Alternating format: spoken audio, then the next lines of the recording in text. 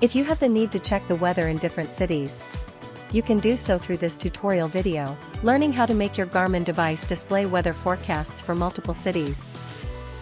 Scroll through the watch to access the weather glance. Press the Start button or swipe right to select Add Location. Click on Cities.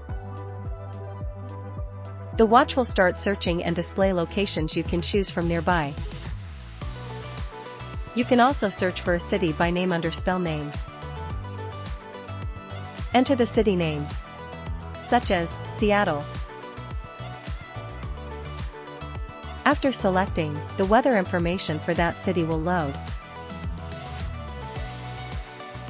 Then, when you're on the weather glance, press the Start button or swipe right to switch to the city weather you want to view.